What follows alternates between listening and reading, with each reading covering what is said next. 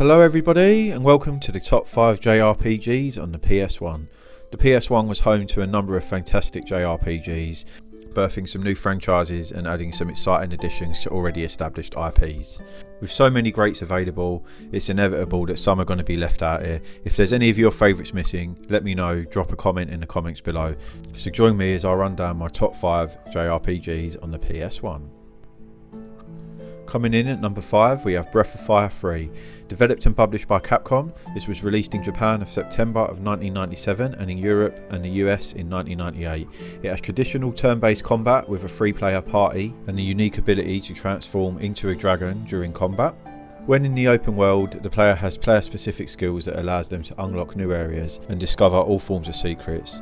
Breath of Fire 3 was later ported to the PSP in 2006. I spent a lot of time with Breath of Fire 3 back in the day, and if you're a fan of traditional JRPGs, go pick this up, this is one you don't want to miss. In at number 4, we've got Final Fantasy IX. Now I know this probably deserves to be a lot higher up on a lot of people's list, but with so many great games, I had to fit it in somewhere. Developed and published by Square and released in 2000, Final Fantasy IX departed from the futuristic setting of Final Fantasy VI, VII and 8 and returned to its roots with a more medieval setting. It featured everybody's favourite VV and it was the last Final Fantasy on the PS1. Final Fantasy IX has received many ports and is available on all modern platforms via an enhanced edition. If you've never played this but you're a fan of Final Fantasy games, I suggest you go check this out as it really is one of the best. There's a huge clamouring for a remake and there's even rumours that we might even be getting one this year, so let's keep an eye out for that and who knows, hopefully we'll get what we want. In at number 3, again developed and published by Square, we've got Xenogears. Xenogears was originally a proposal for Final Fantasy VII, but it was allowed to be developed as its own project. It was the debut in the Xeno franchise, which now includes the amazing Xenoblade Chronicles games. The game is fondly remembered for its great story as well as its notoriously rushed second disc.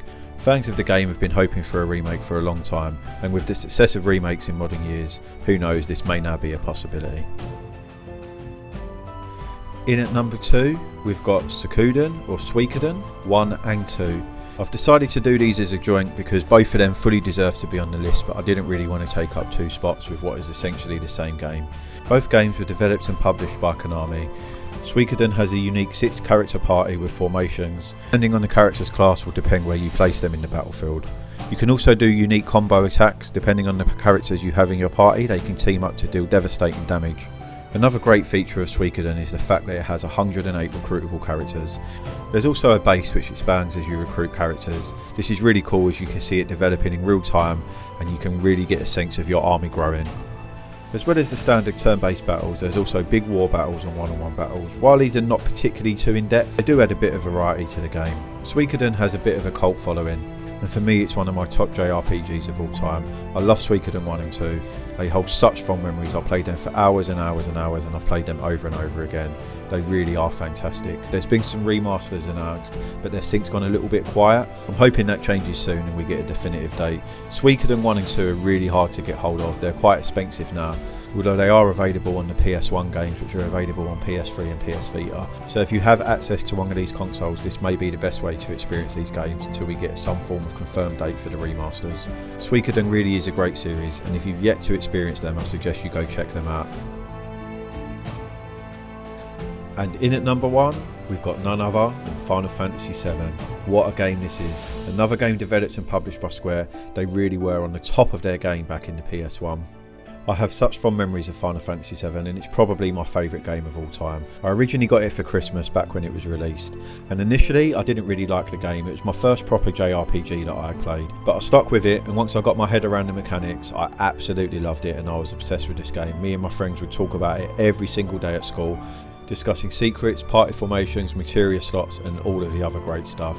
The success of Final Fantasy VII was huge and it's caused a number of spin-offs across all media, as well as a full remake with Rebirth coming out soon, and I personally can't wait for this. Final Fantasy VII is considered to be one of the greatest games of all time, and if you're a fan of RPGs and for some reason you haven't played this, then definitely go check this out. There's been a number of enhanced editions released, and obviously we have the remake as well.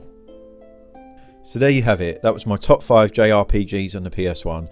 I know there's probably a lot of favourites missing for a lot of people, but we couldn't fit everything in, so let me know in the comments below what you would have added and where you would have placed them. So that was it for this video, and as always, stay safe, play games and just generally have some fun. Please be excited for what's to come next. And this was JP Gaming, and we are out.